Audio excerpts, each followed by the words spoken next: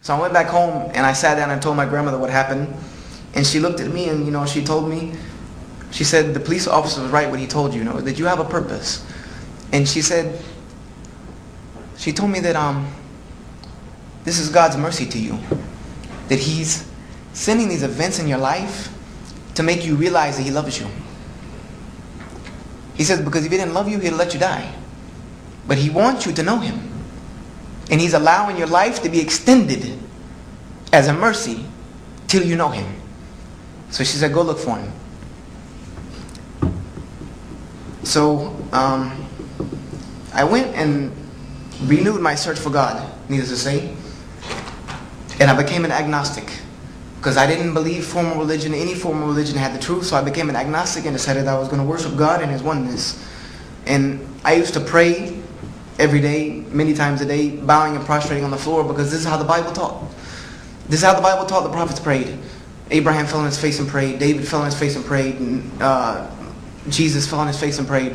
So I prayed this way. And then one day I was having a debate about religion with a friend of mine. And a mutual friend of ours, whom we knew through his business, happened to show up at that time and, told me that he was Muslim. At that point, he just decided to reveal that he was Muslim and asked me to come to Juma. And we knew him through his business, and it was this very business that did not allow me to realize until that time, and I had known him for almost a year, that he was Muslim, because I was not able to realize that he was a Muslim and a part-time drug dealer. Those two things from the book I read, I didn't think that was part of the job description. So, and he was African American, and I thought Muslims were Arab. So that threw me off, and then he explained to me, no, what kind of foolishness do you listen to? All the lingo, what are you, crazy? And he said, you need to come to Juma. He was like, I'm not a good enough Muslim to tell you about Islam, because I don't live it, apparently. And he said, but if you come to the mosque, there'll be people there who can help you. So I said, okay. I said, what is Juma? He said, it's Friday service, just like church on Sunday. There's just no chairs. I said, oh, okay. I said, I like church. No chairs, fine. No big problem with me. I've sat on the floor all the time. I was a Boy Scout. And I said, no problem. So I hyped myself up to go to this Juma, because all I knew about Muslims was this thing I read in the book. So number one, I was very scared to see that there were not many windows in the mosque. That was the first thing that scared me.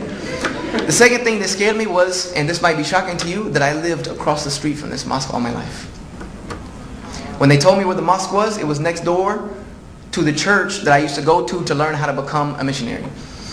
And you could touch the two buildings like this. So I didn't know that. That was scary, to know that all these Muslims lived across the street from me all my life. So I went to Juma and sat down. And if I'm getting long-winded, somebody please stop me. I'm almost at the end, maybe 5-10 minutes. I sat down, and the person who gives the sermon got up. He's called a khatib in Arabic, which means, just a talker. And he started his sermon. His sermon was, Inna alhamdulillah nahmaduhu wa nasta'inuhu. And I said, oh my God. I said, he's talking about me. Because I was the only non-Muslim there. And I was the only person sitting away from everyone else. I said, he's talking about me. I'm in big trouble. I said, this guy, this drug dealer guy has set me up. Because I didn't see him. He wasn't there. I said, he must be their messenger to bring the non-Muslims. Or the Americans, I thought about it. Because there wasn't many Americans there either. It was mostly an Egyptian and Syrian and Jordanian, mosque. So they were all Arabs. Most of them Arabs. And the ones that weren't Arabs, they were fair skins. I didn't know the difference. So, I started shaking. I said, okay, you're a martial artist. You can take a couple of them. You take a couple of them, you find the exit. So that only lasted about 30 seconds. He made it to English, and then he started translating what he recited in Arabic. And the translation was, all praise belongs to God, alone.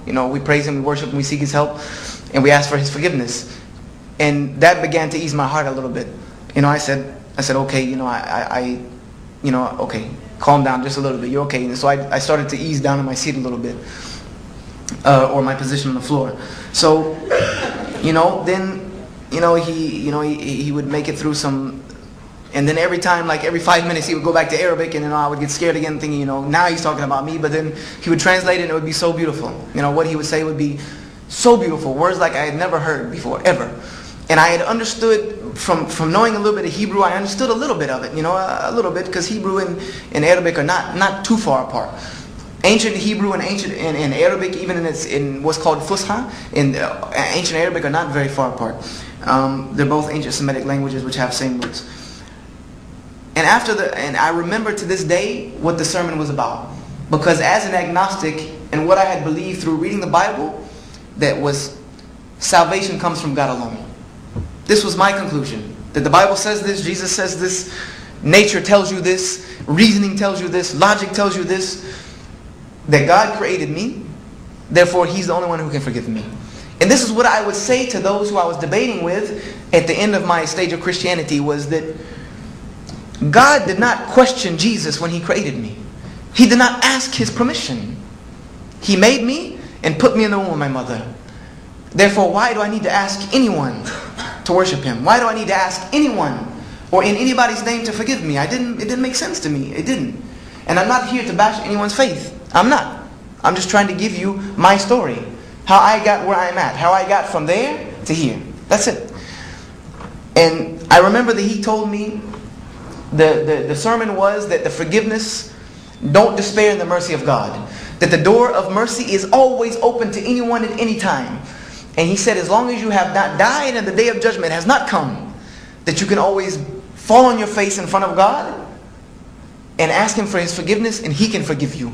And He's the only one who can grant you paradise. Him and Him alone. No one else. And he even said that your good deeds, your actions alone cannot even get you there. If you do good all your life, he said, you cannot go to paradise just merited on that alone, because the price for paradise is too high. The exchange rate would be nil. All your deeds would just fall away as dust at the price of paradise. He said what will get you there is God's mercy, and that alone. And how do you obtain God's mercy? Obeying His commandments and asking for His forgiveness. That's it. He said that's the step manual. That's the process to get there. Deeds will not do it. So this to me was like, there's someone, like, you see, someone agrees with me. Somebody, I had to come to this mosque to find someone who agreed with me. These people who worship a moon god and bow to a box in the desert, at least they got this right. So after this, they make prayer on Fridays. And so the Muslims started lining up in lines just like you're seated. And this really scared me because it looks, almost kind of like military lines. And I said, now they're coming to get me. They've gotten their little thing out of the way. Now it's time to get the good deeds, go get the American guy. So, but the guy told me, he came to me, I guess he saw my apprehension. He came, he said, no, we're going to pray. We're facing this way because this is the facing towards Mecca. And he explained to me really quickly that the Kaaba is not what we're worshiping, but it's a symbol of our unity. It's a symbol of the unity of God. It was the first house of God built by Abraham. And it's what Muslims still bow to all over the world. And we're bowing to God. We're just facing that direction. I said, okay, that makes sense. Okay, I'll take that.